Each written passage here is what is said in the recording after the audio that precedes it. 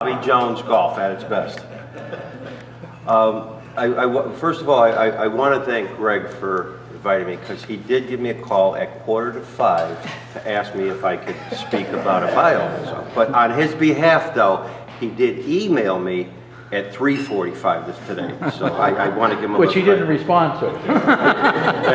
We're doing police work out there. Sometimes we can get some. So without coming well prepared as I would do for normal speaking engagements, I just figured I'd just wing this off the top of my head and I'd talk about some things I'm very familiar with. But one of the things I wanted to start with was that, and you don't have to study this picture, I just want you to look at this real quick and pass it on, because we'll talk about technology. And I just wanted to show you a picture of a police officer. Some of you older folks will exactly know what this picture is all about, and some of you may not know what it's about. So as we're passing that photograph around, just take a peek at it, and I need to get it back eventually. We'll just start off, I guess Craig wanted to talk about, he wanted me to speak a little bit about my bio. And I'm really good at speaking about other people. I love talking about the Red Sox, and I'll talk about Ted Williams and Babe Ruth and Carl Yastrzemski and all those guys, but sometimes I have a little difficulty speaking about myself. But anyways, I was born in Hartford, Connecticut, and I lived there for just about 35 years. And I grew up in the Charter Oak Terrace section of Hartford. And when I was growing up as a young boy there, Hartford was an altogether different city back then, as some of you folks may remember, that it was a very vibrant and futuristic city back then, the capital of Connecticut. And we had some great things going on in Hartford in those days. We had, you know, great fireworks displays. We had Kinney Park that had riding stables, and there was just a ton of great things to do as a kid growing up in the city of Hartford. And as I was growing up with three brothers, my father was very persistent that we engaged ourselves in sports, because that's what kept him on the straight and narrow, and that's basically what kept us on the straight and narrow. Because even at that time in the 60s and early 70s, the city was changing, and it was turning into you know, the city which it has become. And so we played a lot of sports, and we all tried to outdo each other. And I went to you know, the public school system in Hartford through the elementary schools, and I went to South Catholic for a couple of years. And then I felt that my parents couldn't afford $300 a year for me to go to my junior year at South, so I switched to Buckley High School. And I graduated from Buckley High School, but playing baseball at Buckley High School gave me an opportunity to get a couple scholarships. I had a scholarship to Notre Dame, I had a scholarship to the University of Maine. These were great contenders in Division I baseball athletics at the time. And unfortunately, my mom had come down with cancer in that year, and I had to forego these scholarships, and I went to a local college, Central Connecticut State University at that time, back in 1973, and I went to play baseball. So, you know, school was secondary, I was a baseball player. And the coach at Central at the time, Hank Mallinger, was very good friends with the New Britain coach from high school, and he didn't start me, and he wanted to cut me to the JV team and give this shortstop from New Britain High School the starting position. And I was All-State for 2 years in a row. I got drafted by the Phillies in the Amateur Draft League right out of high school, and of course Coach Mallinger didn't know about this, and he then called me out of an English class, and I had to go speak to him, and says, well, I didn't know that, Mike, but I'll give you an opportunity. Why don't you start JVs and you can work yourself up to varsity? And I told him back then, no disrespect, Coach, but I was All-State 2 years in a row, and Butch Malinowski didn't make the All-CDC team, and that was the more powerful division back in those days. And so, needless to say, I only did 1 year at Central, and I left, and I didn't play baseball. And Butch Malinowski, who took my spot, had one hit the whole entire year. So it made me feel good. So I went around, and I had to get my associate's degree because I had a year in. So I went to Great Hartford Community College, and there I played basketball and baseball. And I got a scholarship to Notre Dame, and my mom was still coming down with cancer, and she was fighting very hard. And I was the oldest boy in the house at the time, so I had to stay home and take care of my 2 younger brothers, and had to forego that. So I had traveled down to Salisbury State in North Carolina to play for their team, because they were the first college baseball team in the country to get an AstroTurf field, and that was big time in the 70s. AstroTurf, holy mackerel, this is pro material now, you know. And we went down there, visited that, and I had come back, and ultimately I went to University of Hartford, and I graduated from the University of Hartford with my undergraduate degree, and I then got drafted by the Mets in 1975, and I had to go to I think it was Auburn, Wisconsin, in the minor A leagues. They needed a shortstop, and they drafted me out of the original Abner Doubleday Field up in Rye, New York. And I had a pretty great game in a doubleheader there, and they were all coming up to me, and I said, yep, well, so the Mets. And I told my dad I was going to take a train down to Florida, travel it over there, and I was going to get paid this whopping amount of $400 a month. You know, and you laugh now because some of the guys who know sports, the Red Sox just signed Stephen Drew to a $12.6 million contract for 1 year. He's a .220 hitter, lifetime. You know, you got guys, Mickey Mantle, turning over in their graves saying, boy, I was born too early, because you couldn't pay Mickey Mantle enough money right now to play the game. And so, needless to say, I had to forgo on that. And so then I looked and said that, what do I really want to do? And so when I started working on my master's degree, I was still playing Twilight League baseball, and my coach happened to be a principal at Wethersfield High School.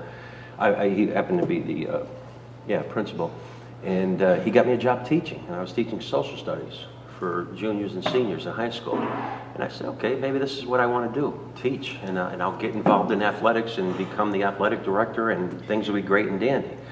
And I did that for about 6 months, and I left that job to become a police officer for the city of Hartford, because it was a pay raise. Police officers were making more money than teachers back in those days, and it was a $5,000 pay raise, and to me it was a no-brainer. And I said, geez, I'll take that. And does anybody have that picture that's going around? Well, that's you. This is really not based on technology, although some of you older folks might remember the call boxes. This is what they were. Police officers those days didn't have portable radios, they didn't have iPhones, they didn't have cell phones. And how I got involved with policing was that I wanted to follow my dad's footsteps. And this is my dad. And that picture was taken in 1958 on Barber Street. And my father was a 3-year veteran in the police department. He started in 1955. So like any young boy growing up, I wanted to follow my dad's footsteps. And it was easy for me to transition from school teaching to become a police officer, because Dad, he was my hero. And so I went to the academy in 1981 in Hartford, and I graduated academy. And when you're in the academy, you wear brown khaki uniforms.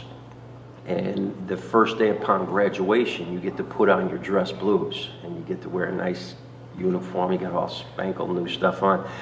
And I come out the top of my class, so I was working day shift. And that's how they broke us out. There were 38 kids in my class, and the top half goes to the day shift, and the middle class goes to the evening shift, and the bottom guys go to the midnight shift. So I'm getting up early in the morning. Now my father's, he's kind of like a legend in the police department at this time. And he's running all kinds of bunco squads, divisions. He's, you know, was a national expert on all kinds of investigations.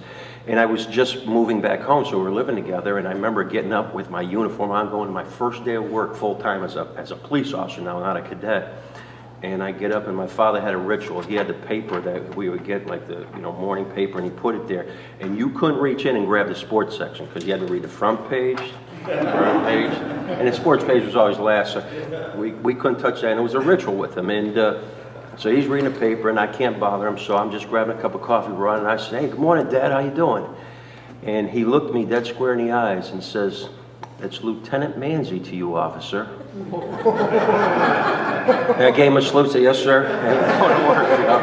my dad for 30 years, and now it's Lieutenant May. I said, okay, Lieutenant, and I went to work, and we had a great time for my first couple of years there, and I was starting to make a passage. And it's really easy to be a cop in Hartford when you grew up in Hartford. You played the streets, you played the balls, and see, there was no color barrier back when I was growing up, because it wasn't, you know, terms that were used back in those days were colored boy, that colored boy over there. Well, when they said that, who's your colored boy on first? That's not colored boy, that's Ernie. He plays first. And that's how it was when you were involved in sports. There was no color barrier. So racism wasn't even a thing for sports guys. You know, we didn't care about that stuff. And so you come on a job, so I knew these guys, knew those guys. And since I went to South, I knew a lot of guys in the South End. I lived in the Hartford High District, and I knew all those guys, and I went to high school in Buckley, so I basically knew a lot of folks in town just growing up. So when you get on a job, it's easy to talk to people when you're trying to get information, because that's what makes you a good police officer, is being able to talk to people and being able to get information.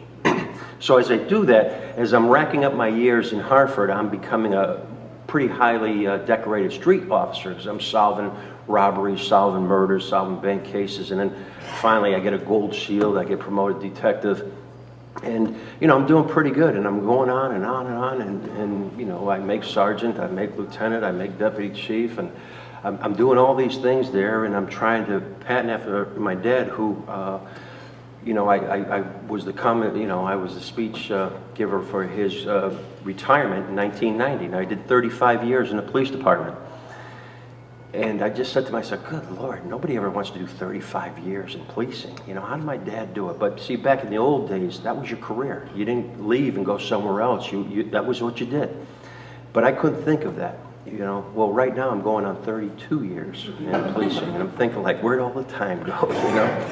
So anyways, I go through Hartford, and there was a great parallel study between me and my dad. We both came on the job at age 26. We both made sergeant 9 years later. We both made lieutenant 4 years after that. He retired after 35 years on, and I have 3 more years to parallel his destiny with mine.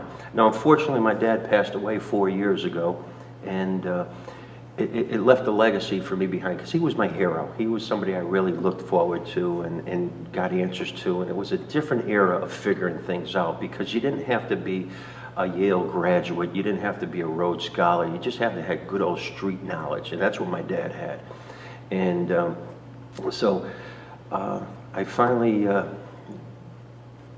you know, got on with Hartford, and I put some applications out, and Suffield was gracious enough to accept me as the chief of police 10 years ago. And I remember that probably the greatest distinction and honor I could have, aside from becoming the chief of police here, was to have my dad pin the badge on me. And I just thought that was the greatest thing in the world. So my dad, he comes up, and I'm getting the ceremony going, and there's a great picture in my office about my dad pinning my badge on me. Now, my dad was kind of, you know, he was a Korean War veteran. He played football in the Army. He was a pretty rugged, tough guy, and he had that reputation. But he was a fair, rough guy, because these only guys I beat up were bad guys, and I like that, you know. So he had that reputation, and so you never saw a twinkle in your dad's eye. You never saw him cry, because dads don't cry, you know, especially my dad. And so when he pinned the badge on me, that memorable day I had, I saw that twinkle in his eye. And I'm just, you know, and I get emotional about it today, but he leaned over and he kissed me on the cheek, and he says, "I'm very proud of you, son."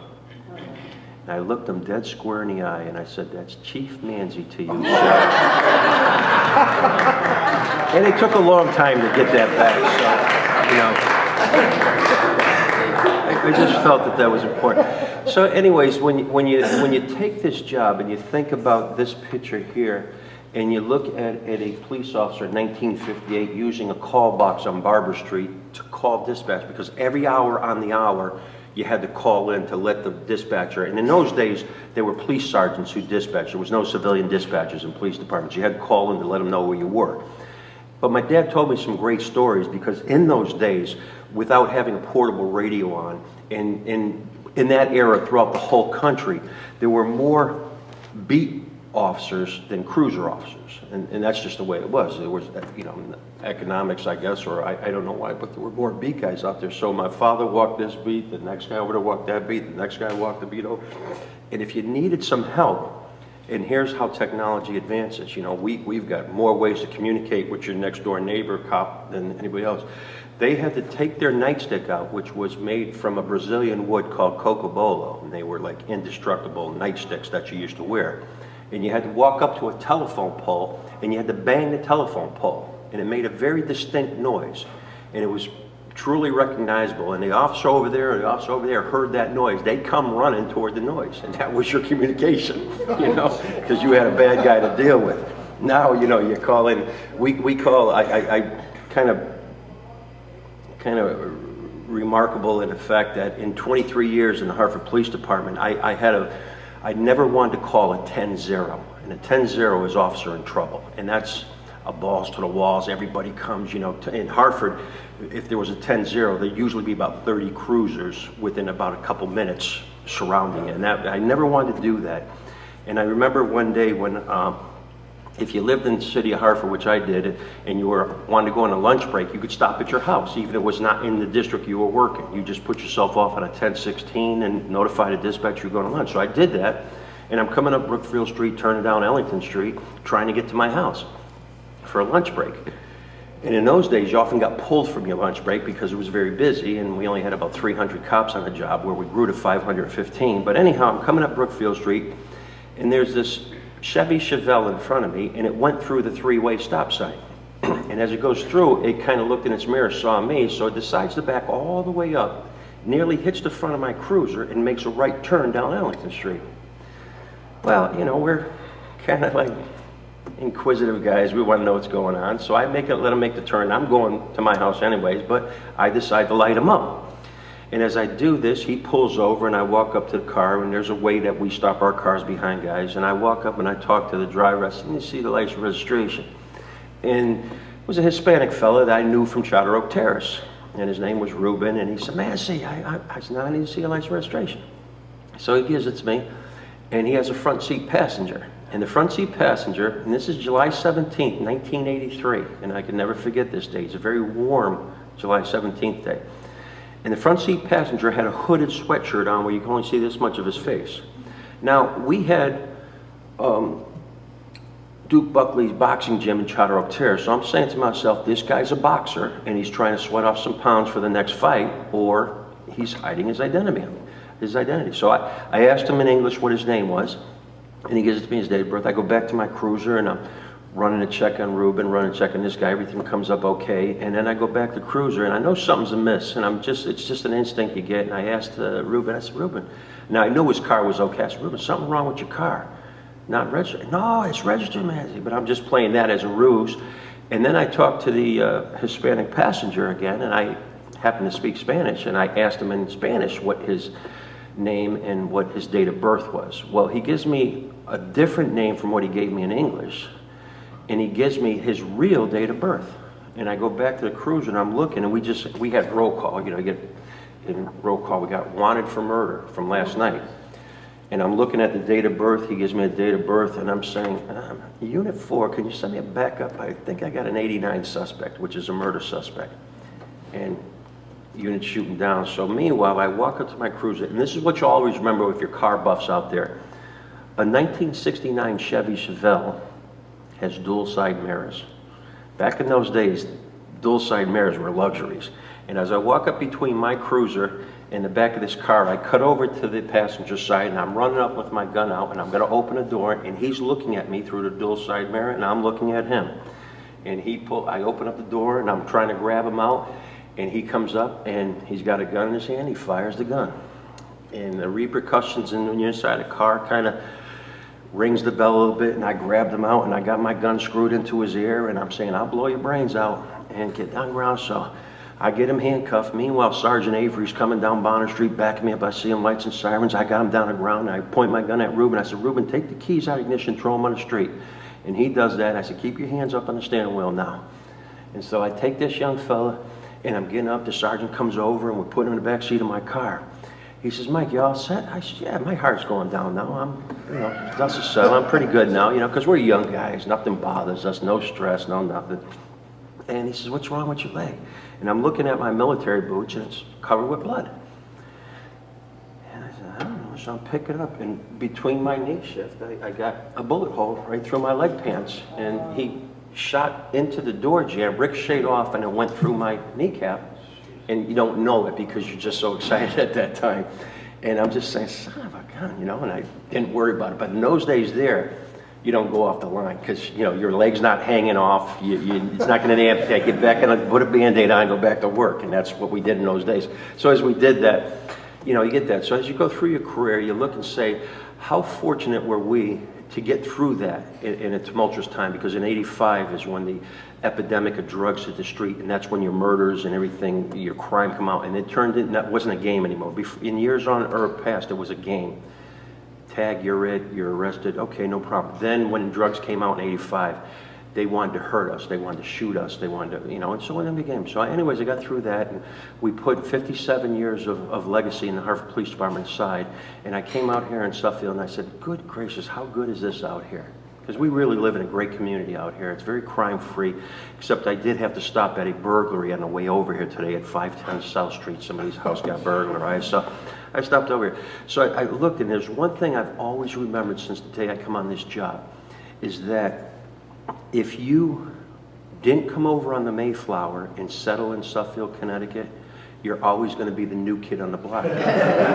So if you're not a Christian, if you're not one of these namesakes that's been around for a while, you're not. Because even to this day, a couple days ago, I met a couple folks I haven't seen, and they saw me in the coffee shop, and they said, oh, you're the new chief in town. And I just, yes, I am. I've been here 10 years, I'm the new chief in town.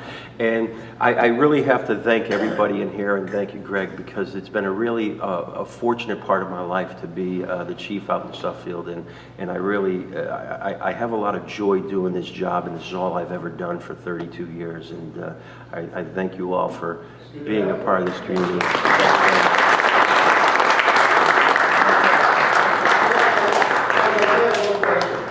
When you got shot in the leg, did you really say,